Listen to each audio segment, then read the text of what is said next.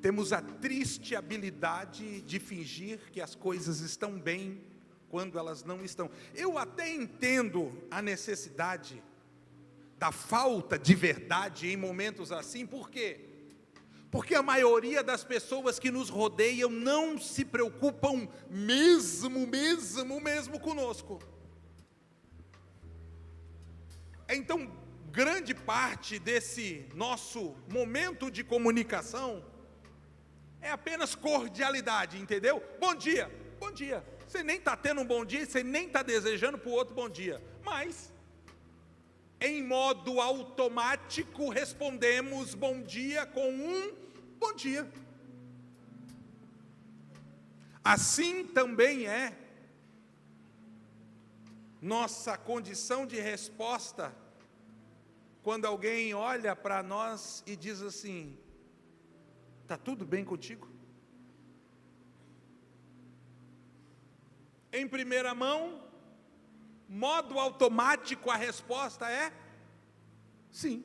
Mas, boa parte das vezes ao longo da vida, a verdade é que a condição daquele coração, naquela situação de pergunta, é não estou bem. Mas por que falar que não estou, se quem está perguntando também está fazendo a pergunta em modo automático e de fato nem quer realmente saber se eu estou bem mesmo ou não? No caso de alguns, por conveniência, é até bom que diga que está bem quando não está, para não ter que alongar.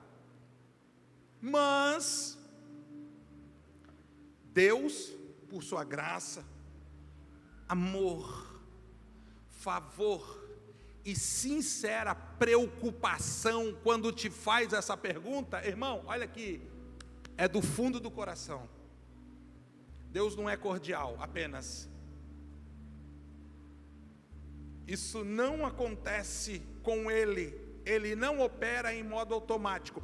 Prova disso que aquilo que Ele faz em cada um de nós é individual, embora opere sobre a igreja, que somos, o grosso do seu trabalho é de forma individual. Deus está pedindo algo para o irmão Salésio, que não é algo para a esposa dele, irmã Rosana, e o contrário é verdadeiro.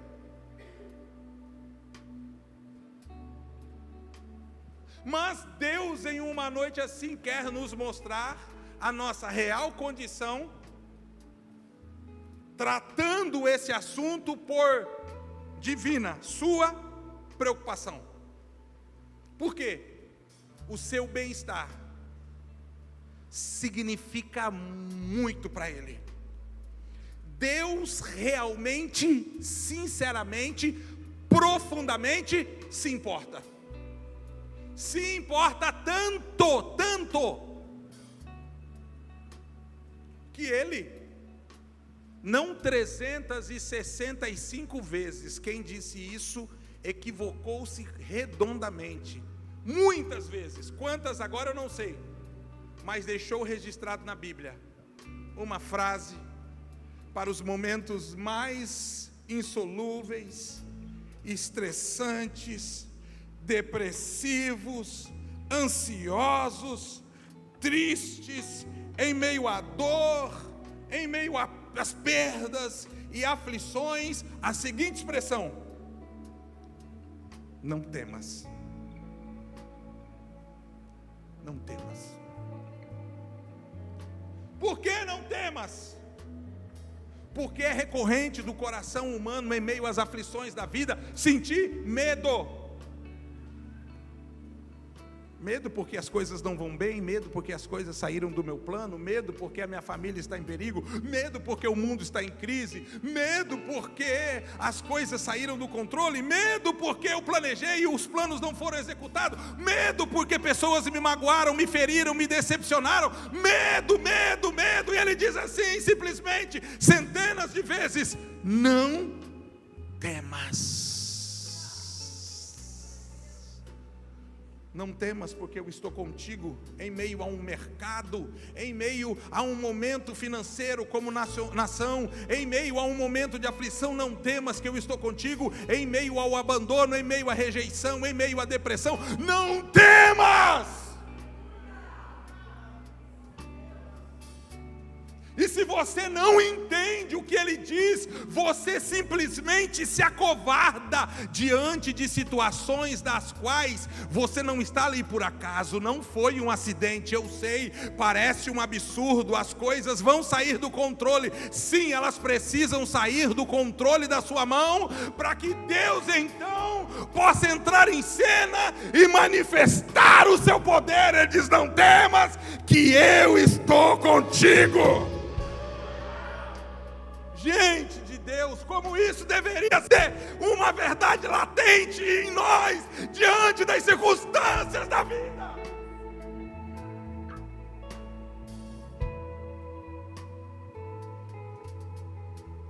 Oh, ai, eu desci a lagamandura, jai.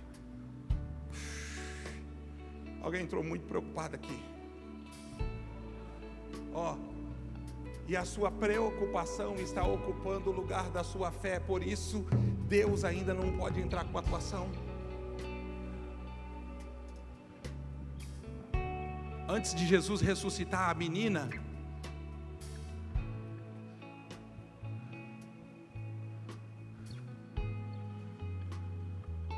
ele tem que tranquilizar o coração da mãe que perdeu a filha. Está na Bíblia. Por isso ele diz assim: mulher, ó, não chore. Para aí. Que isso? Que absurdo é esse? Pedir para não chorar em meio ao luto, em meio à maior perda da vida. Por que Jesus diz não chora? Porque aquele coração aflito, angustiado e temeroso por conta da perda, tem que ser trabalhado nele, criar um ambiente onde ele pode fazer um milagre. Então primeiro ele te desacelera, primeiro ele te tranquiliza, primeiro ele te acalma, porque enquanto ele faz isso, ele cria o ambiente certo para o milagre. Ele cria o ambiente certo para a sua atuação. E enquanto o seu coração ainda não está totalmente tomado por confiança, ele ainda não faz lá, porque ele está trabalhando aqui. Gente, Deus quer ministrar segurança e confiança. Deus quer te dar estabilidade, para que você possa usufruir daquilo que só vem de suas mãos, que é a sua poderosa atuação. Por isso eu simplesmente me movo como Ele me leva nesse momento de ministração, e eu não sei quantas nessa noite, mas Ele diz assim, ó: não temas, calma, calma. O excesso da nossa mão em algumas coisas diminui a quantidade de ação da mão de Deus nelas. Tem coisas que Deus só coloca a mão quando você tira a sua. Tem coisas que Deus só fala quando você se cala. Tem coisas que Deus só faz quando você para. Tem coisas que Deus só atua quando você diminui a sua presença lá.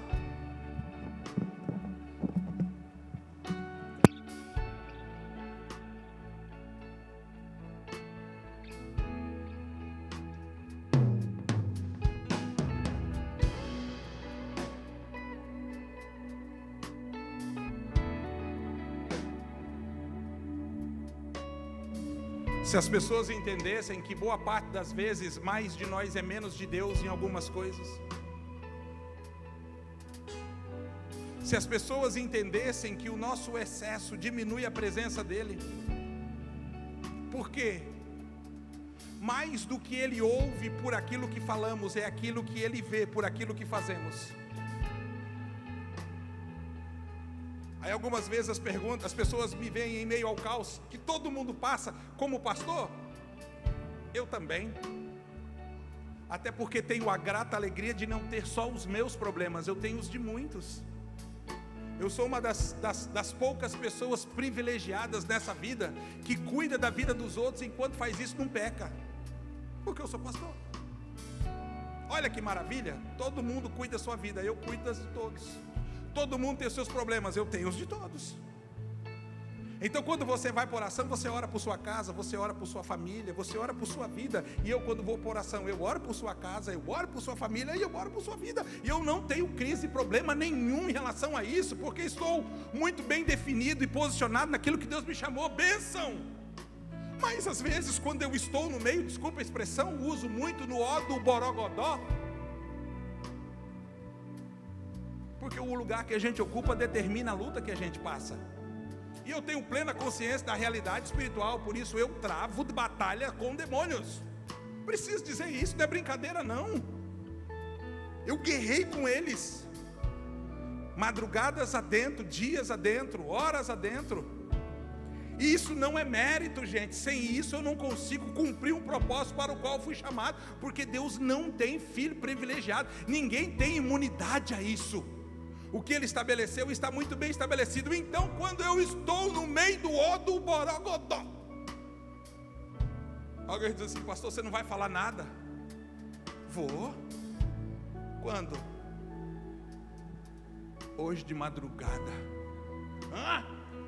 Fala de dia e eu oro de madrugada. Fala de manhã e eu oro de madrugada. Você não vai falar nada? Vou. Hoje de madrugada. Por quê, pastor? Porque embora pareça, irmãos, que algumas coisas eu não estou falando de nada aqui e agora, entenda, são 25 anos de ministério. Embora algumas coisas pareçam meramente humanas, físicas, não é. Eu já rompi esse lugar de entendimento. Eu estou naquele lugar que a Bíblia diz assim: a nossa luta não é contra carne nem sangue, mas contra hostes, principados e dominadores do mal. O problema é que que está em transição entre o carnal e o espiritual não entende isso. Então se comporta de forma indevida e errada. Se você pudesse ver a realidade que está por trás,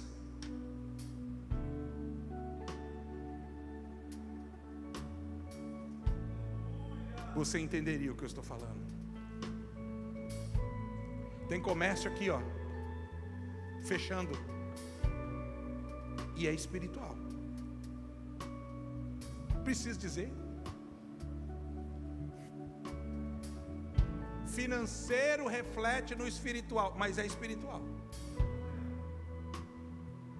Tem família separando, e o problema não é isso, não é A, B e C, é falta de oração dentro dessa casa.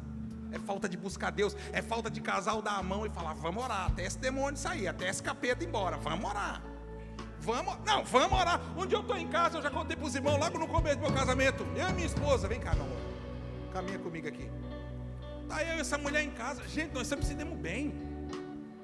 Antes dos filhos, nós dois por muitos anos, quantos anos antes dos filhos? 5 anos, comíamos no mesmo prato. Coisa nossa, você não precisa fazer isso, não é? Ai, que nojento. Para nós não era. Quem fazia o prato dividia com o outro. A gente botava a comida.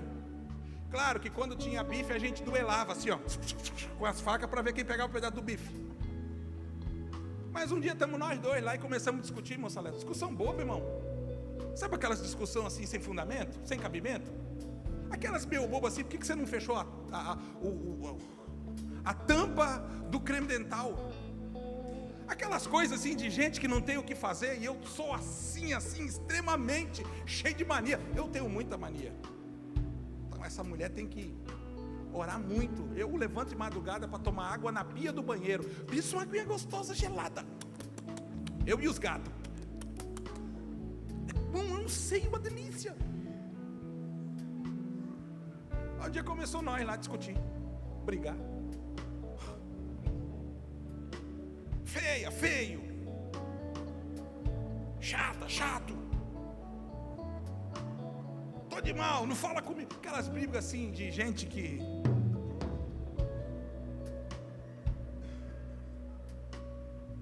Eu parei, eu olhei assim para... Uai, que isso? Estou botando a perder a maior aquisição da minha vida. A mulher que me deixou milionário. Você sabia que a minha esposa me deixou milionário? Porque antes de eu conhecer ela, eu era bilionário.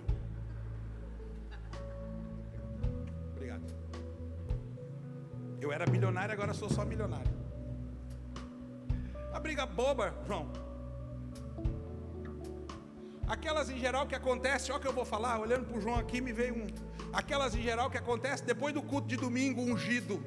O diabo vem assim para roubar aquilo que você recebeu. Irmão, vigia. Vigia. Vigia, gente. Porque o diabo já tem uma cilada armada. Para amanhã você está tão vazio quanto você chegou hoje. Ah, mas lá na esquina, se você não cuida, tua bênção vai embora. Se você não vigia, tua bênção vai embora. Irmão, depois de uma noite de unção... Segura a cadeira aqui para mim, Rosana, por favor. Depois de uma noite de unção, sempre vai vir uma retaliação do inferno. Lembra quando Jesus, lá no momento do batismo, quando João Batista diz, eis o Cordeiro de Deus que tira o pecado do mundo. Jesus, lá naquele momento assim, o céu se abre e diz assim, Deus fala, eis o meu filho amado, marcado pelo meu amor. Obrigado, querida. Graças a Deus. Foco de toda a minha satisfação. Sabe o próximo ato? Mateus 3, 4. A Bíblia diz que o Satanás apareceu para ele e começou a questionar tudo o que tinha acontecido no ato seguinte, anterior. Se tu és o Filho de Deus, se tu és o Filho de Deus, se tu és... Deus não acabou de falar aqui que é, por que o diabo está questionando aqui? Sabe por quê, irmão? Eu vou te falar o que vai te chocar, mas eu preciso hoje fazer isso. Toda vez que você tiver um encontro com Deus, o diabo vai tentar marcar um encontro com você, para anular, para cancelar, para encerrar, para terminar, para roubar, matar e destruir aquilo que você recebeu aqui no domingo. Ele vai te tentar na segunda-feira. Aí se você não vigia, você está na carne. Se você não é atento, se você não entende o que eu estou mostrando, você tem que viver de avivamento em avivamento, de movimento em movimento. Sua vida vive assim, ó, muito alto na presença de Deus, muito baixo depois. Nós falhamos, eu sei aonde eu comecei essa história, que é o meu relacionamento com essa moça, mas nós falhamos muito em especializarmos sobre o tema como receber e não nos dedicarmos no tema como não perder. Porque não é se está esvairindo sobre a nossa mão, é se nós não vamos deixar vazar pelo meio dos dedos. Aliás, não é se está sendo derramado na nossa mão, é se nós não vamos deixar esvairir, vazar pelo meio dos dedos. Por isso que essa igreja precisa estar atenta, porque nós vamos ser uma igreja, não é só que vive de unção em unção, uma igreja ungida. Não é um povo que vive o efeito sanfona, irmão, aquele rebote que as pessoas geralmente têm depois dessas dietas malucas, magro, gordo, não, uma igreja estável, que recebe no domingo e vive a verdade daquilo que recebeu na segunda-feira, que está cheio de língua estranha, cheio de profecia, cheio de dom lá no trabalho, lá na escola, lá em casa. Falta-nos entendimento e posicionamento para vivermos a constância disso, irmãos. O que aconteceu? Começamos a brigar. Oh, meu Deus do céu. Ai, meu Deus. Irmão, estava botando para fora aquilo que eu orei muito para Deus colocar para dentro. Escuta o que eu vou falar. Homens, eu estava ferindo alguém que Deus me chamou para proteger. Deus está falando com você agora, meninos, rapazes. Eu estava ferindo alguém que Deus me chamou para proteger. Eu preciso dizer de novo, porque você tem que guardar no teu coração. E que bom que as irmãs estão tudo assim agora, né? Fala, Deus, eu estava ferindo alguém que Deus me chamou para proteger. Deus pegou o que ele tinha de melhor e falou assim: olha, eu vou confiar em ti, hein? Na tua capacidade de cuidar. E eu estava falhando, por quê?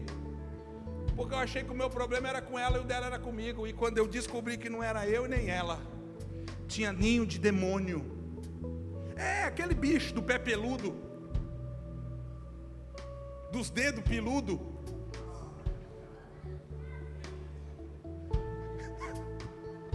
Estava lá. Eu pedi licença para ela no meio da discussão. Eu disse: dá licença, meu amor, dá licença, meu bem. Porque ali eu entendi. Eu fui até a porta, abri a porta e disse: estás aqui, Satanás, sem vergonha. Ninguém te deu autorização para entrar. Você não foi convidado e você não é bem-vindo. Em nome de Jesus, sai da minha casa agora. Em nome de Jesus, sai do meu lar. Em nome de Jesus, sai do meu casamento. Em nome de Jesus, sai da minha família. Em nome de Jesus, sai desse ambiente. Em nome de Jesus, agora sai. Eu não quero você. Deus, levanta fogo aqui, começa a queimar, até que capeta começa, Senhor, a pipocar. Em nome de Jesus, vai saindo. Se for legião de 2 em 2, mas eu não quero mais ninguém aqui. Irmão, fez assim, ó. Quando saiu, eu peguei a porta e gritei. E os vizinhos ficam olhando. Eu disse: demônio, a partir de hoje eu declaro, eu e a minha casa. Diga comigo: eu e a minha casa. Eu e a minha casa. Diga de novo: eu declaro, eu e a minha casa serviremos ao Senhor. Toda vez que você entrar aqui, ousado, intruso, metido, eu declaro: tu não és bem-vindo. Toda vez que você chegar aqui, é a porta na cara que você vai receber. E eu peguei a porta e assim, ó, pá! Sabe o que aconteceu? A mulher que me amava voltou a me amar. Tá bem, meu bem? Agora tô. Tá bem mesmo? Tô. De verdade você tá bem? Eu tô. Precisamos saber discernir, irmão, algumas coisas relacionadas à nossa vida e atuarmos como as coisas devem, para que a nossa ação seja precisa. Existem coisas que nós temos que falar menos e orar mais. Esse dia eu conversei com a esposa aqui, que vivia reclamando do marido. Mão de Deus, que conselhamento de casal é muito complexo. Complexo, é isso, Lucas? Complexo. Você conversa com o esposo, irmão, ele fala de um jeito assim que dá vontade de ajudar ele a bater na esposa.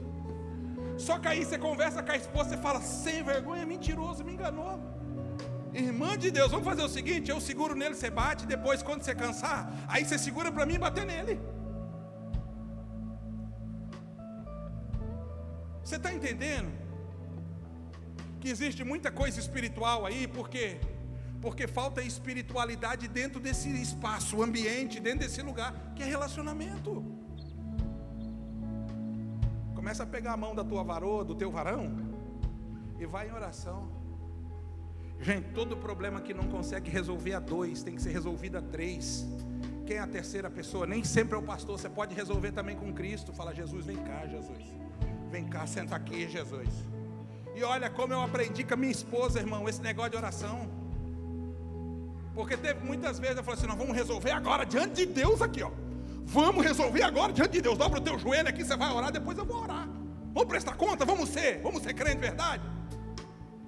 Porque você não falha em espiritualizar essas coisas, porque essas coisas são espirituais. Eu falei assim: você vai orar, depois eu vou orar.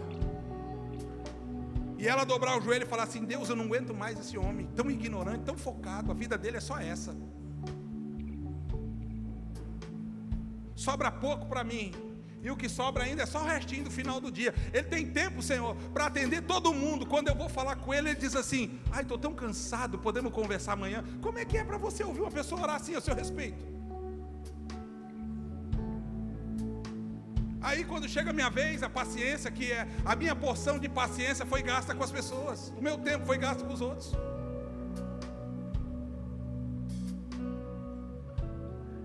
Aí eu vou dobrar o joelho e vou falar o que para Deus? Ô Jesus, falhei de novo? Errei mais uma vez? Você está entendendo?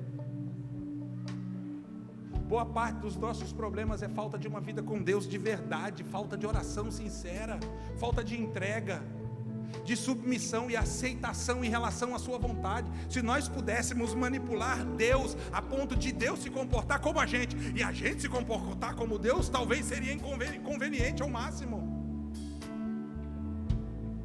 Irmão, Deus só quer ser Deus na sua vida para que você prove o favor dele. Deus só quer ser Deus na sua vida para que você realmente possa andar sobre as águas, ver o mar se abrir, viver milagres extraordinários. Porque tudo isso está incluso no pacote quando diz Deus amou. Gente, Deus não amou de mãos vazias. Deus enfiou a mão no seu peito, não foi nem no seu bolso, e arrancou aquilo que tinha de melhor e falou assim: quer saber de uma coisa? Eu preciso convencer esse povo que eu amo de verdade, então eu vou pegar aqui, ó, o que eu tenho de mais precioso. Você consegue imaginar isso? O que eu tenho de mais valioso. Eu não vou dar um anjo aqui do céu desazado, banguela, já cansado, aposentado. Não vou dar um anjozinho aqui já com a prazo de validade vencida. Eu vou dar o que eu tenho de melhor. E não é só o que tem de melhor ainda. A Bíblia diz, João 3,16, Deus amou de tal maneira que deu seu, quantos filhos ele tem? Único. Quem é que, irmão, além de dar o precioso, dá o único que tem, a ponto fica sem? Se isso não é informação o suficiente para entender que toda essa loucura de movimentação em Deus para trazer transformação na sua vida é real, irmão, então não há como te provar mais nada. Se isso não te convence de forma suficiente, não há outro tipo de argumento. Aceita, irmão. Aceita a vontade dele essa noite. Aceita a vontade dele essa noite. Aceita a vontade dele essa noite. Pastor, e qual é a vontade de Deus? Sinceramente, é que você seja parecido como ele. Deus quer mesmo revelar a sua face através da sua. Deus quer que você esteja tão impregnado da presença dele, que ao chegar perto de você dá para sentir o cheirinho de Deus, o amor de Deus, a compreensão de Deus, o favor de Deus, o abraço de Deus, a presença de Deus, a palavra de Deus. É isso que Deus anela, espera, deseja. Aonde? Lá no posto de saúde, lá na imobiliária, lá na empresa, lá limpando a piscina, lá na barbearia. Aonde? Lá, executando, fazendo, atuando. Esse é o desejo de Deus. Mas eu encerro essa noite. A pergunta é a mesma que eu fiz quando eu comecei. Até onde Deus pode, gente? Porque se você colocar um limite para Deus, Deus será respeitador e não irá além dele. E o problema do limite é que em Deus sempre tem mais. O problema do limite é que em Deus sempre é mais. Então onde Deus pode? O quanto Deus pode? Ei, ser obediente a Deus não dá a Ele lucro nenhum. Quem ganha é você. É até onde Deus pode. Até onde Deus pode. Até onde Deus pode. De verdade, até onde Deus pode. Até onde Deus pode. Até onde Deus pode. De verdade, eu preciso que você entenda até onde Deus pode. Porque Deus só vai agir como Deus na vida daqueles que Ele ocupa um lugar de Deus. Se Deus não está ocupando o lugar de Deus na sua vida, você espera que Deus haja como Deus? Você quer que Deus haja como Deus se Ele não está ocupando o lugar de Deus? Ele não ocupa qualquer lugar. E se ocupar qualquer lugar, Ele vai atuar segundo o lugar que Ele ocupa. Fica de pé comigo, irmão. Meu Deus, temos muita informação hoje. O culto não acabou não, você entendeu? a pouco a pastora Bárbara tem uma palavra poderosa para essa igreja. Mas, como desfruto de tempo, antes de qualquer outra coisa, eu quero convidar algumas pessoas a um lugar de quebrantamento, de transformação, de mudança, de comprometimento, lugar de aliança. Por quê? Porque se as coisas não mudam aí, as coisas não mudam lá. E o teu 2026, que já foi o mês de janeiro, não vai ser nada diferente do teu 2025. E não importa quão bom tenha sido 2025 para alguns, Deus tem um ano melhor ainda. Só que mais de Deus vai exigir mais de você. E o quanto Deus entrega está relacionado à sua entrega a Ele. Por isso essa noite, como muitas outras, e Deus faz isso de tempo em tempo, o Senhor te chama a um tempo de restauração, de renovação, onde as coisas acontecem não é só porque você foi impulsionado pelo Espírito, mas agora você entende o quanto é importante e você se esforça. Depois de muitos anos, eu pouquíssimas vezes sou impulsionado ao lugar de oração pelo Espírito, sabia? Eu não vou porque o Espírito me manda. Eu vou porque um dia Ele já mandou e eu continuo obedecendo a mesma ordem. Eu não vou porque Ele está dizendo assim, vem, de vez em quando Ele me chama. Mas na maioria das vezes que eu vou, eu não espero Ele me chamar. Eu vou lá chamar Ele. Eu vou lá buscar a sua face, a sua presença. Eu não fico mais fazendo voto para fazer isso e aquilo. Se é de Deus. Quando Deus fala, eu faço. Eu já ouvi a sua voz e entendi. Deus essa noite está chamando a esse lugar de consciência, onde a verdade do Evangelho torna uma realidade na sua vida. Então se você precisa hoje, diz a Bíblia, hoje se ouvires a voz do Senhor teu Deus, não endureçais o coração, porque a tendência humana é endurecer o coração, na medida em que ouve a voz de Deus. Se hoje ouvirdes a voz do Senhor teu Deus, irmão, Deus está falando contigo, Deus está falando contigo, Deus falou contigo essa noite, Deus falou contigo essa noite, corre para cá, Deus falou contigo essa noite, corre para cá. Se hoje ouvirdes a voz do Senhor teu Deus, eu vou insistir, eu tenho um lugar aqui, para pessoas que precisam.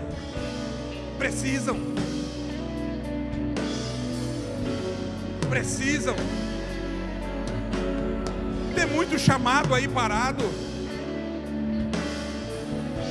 Deus está te chamando a um lugar de responsabilidade, um lugar de fidelidade, de comprometimento.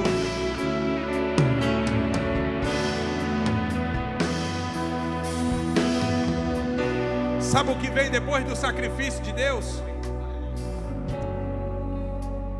Deus amou o mundo de tal maneira que deu seu Filho unigênito. Ali fala do sacrifício de Deus em relação a nós. Sabe o que vem depois do sacrifício de Deus, pastor Arthur? O nosso. O Senhor já sacrificou? Já. Agora é minha vez de ser recíproco nesse relacionamento. O Senhor já sacrificou, abdicou, abriu mão, ficou sem, provou seu amor por mim. Agora é hora de eu provar meu amor por Ele. Gente, quando fazemos um apelo aqui para as pessoas entregar Jesus, sua vida a Jesus, eu não sou um narrador daquele de beira de loja de R$1,99 com um microfone na mão anunciando um produto em promoção. Quando eu faço um apelo para alguém entregar a vida a Jesus ou voltar para Ele, nós estamos aqui decidindo destinos eternos de pessoas. Já pensou, irmão? Destinos eternos são decididos no momento do apelo. Eu sei que há pessoas aqui que precisam voltar de verdade para Jesus. Não é voltar de verdade. Por quê? Porque ao longo do tempo acabaram se tornando como um filho pródigo. Estão dentro de casa, mas o pai já não significa muito.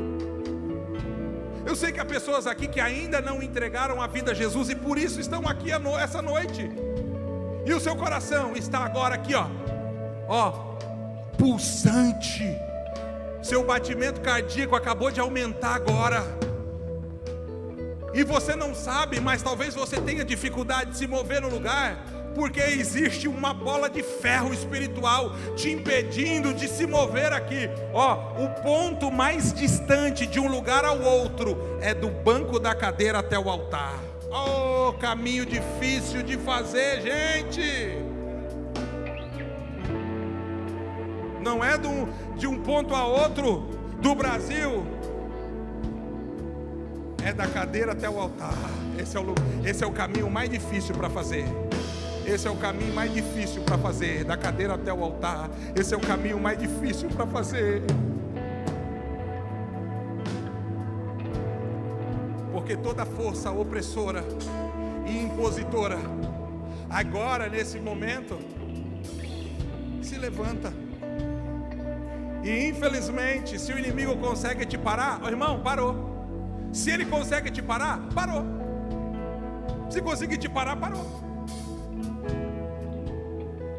E o quanto Deus, nesse momento, te dá força, é através da palavra te dando consciência.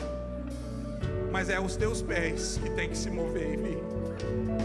É o teu coração que está aí batendo forte, tem que ser entregue aqui. Por isso, essa noite, com essa igreja, eu também quero orar por pessoas que estão voltando para Jesus ou entregando seu coração a Jesus. Levante uma das suas mãos assim. Não é para ser constrangedor não, e até apago a luz para as pessoas ficarem mais à vontade.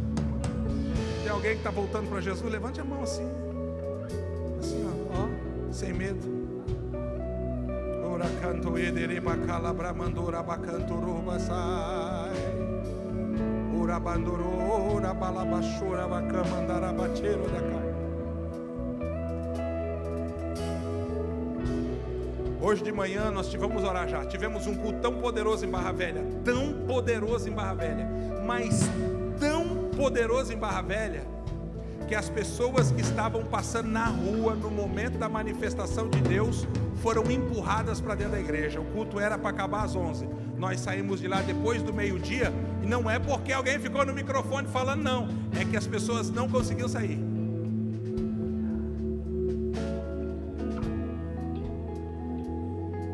Posso parecer exagerado, mas a impressão que eu tive, olhando as pessoas no culto hoje de manhã, me pareceu assim que todo mundo foi batizado com o Espírito Santo. Até o ateu da igreja, lá tem um ateu que vai para acompanhar a esposa, diz que não acredita nem em Deus. A hora que eu vi aquele homem pulando e falando língua estranha, eu falei, meu Deus, que fogo é esse? Por quê, pastor? Porque nós estamos trabalhando na manutenção do altar. O que está sendo feito aqui, irmão, a Bíblia diz que primeiro Elias consertou o altar. Só depois Elias orou para fogo. Hoje vamos consertar o altar aqui. Vamos consertar o altar. Reafirmar a Deus a nossa aliança. Reafirmar a Deus o nosso compromisso. Vamos consertar o altar. Vamos, pastor, meu altar está tão bonito, mas dá para dar uma melhoradinha, uma ajeitadinha. Dá para dar, irmão, uma caprichada mais, uma excelência. Vamos consertar o altar. E a Bíblia diz, Elias reparou ao altar. E depois colocou o sacrifício. E em seguida orou ao Deus do céu dizendo, Senhor, se eu sou o teu profeta e o Senhor é Deus em Israel, responde a oração do teu servo agora, mandando fogo sobre o altar. Eca matarai.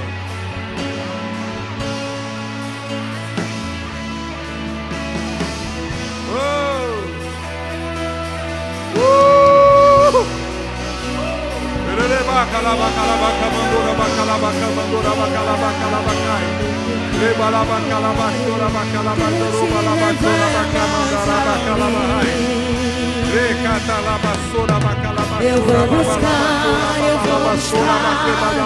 vou buscar Ele, porque quando eu busco, tu te revelas a mim.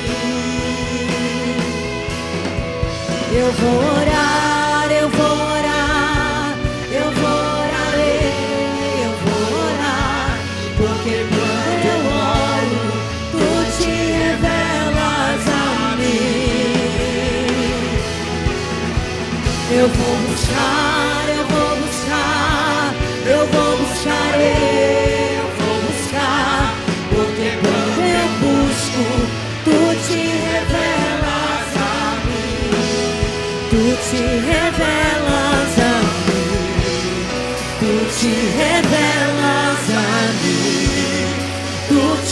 revelas a mim, tu te revelas a mim, tu te revelas a mim, tu te revelas a mim, tu te revelas a mim, tu te revelas a mim. Eu vou orar, eu vou orar, eu vou orarei, eu vou orar, porque quando eu oro, tu te revelas a mim. Eu vou buscar, eu vou buscar, eu vou buscarei, eu vou buscar, porque quando eu busco, tu te revelas a mim.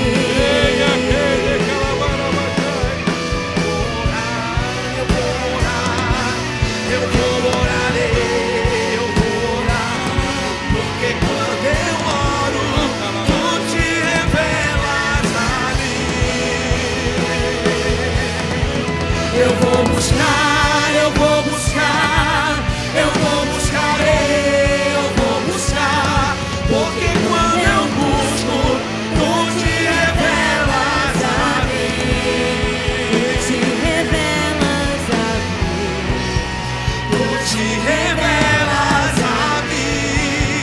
tu te revelas a mim, tu te revelas a mim, tu te revelas a mim.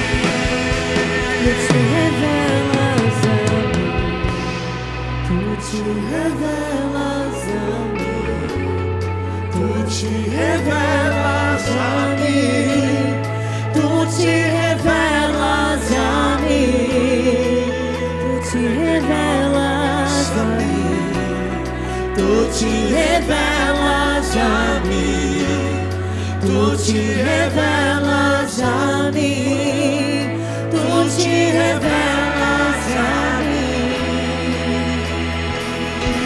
O que seria de mim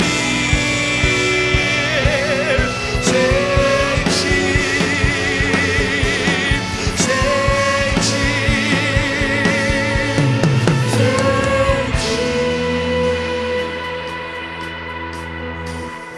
Reafirmamos o nosso compromisso, do qual um dia assumimos aos pés do altar, declarando que o Senhor é Deus sobre a nossa vida. Fazemos isso, Senhor, mais uma vez, e quantas vezes for necessárias, todas as vezes que o Senhor trouxer a consciência do renovo ao nosso coração, porque ao longo da caminhada, em meio às bênçãos, não queremos perder a presença. Mais do que aquilo que o Senhor faz, é quem o Senhor é. Por isso, nessa noite, recebe uma vez mais nossa vida em tuas mãos.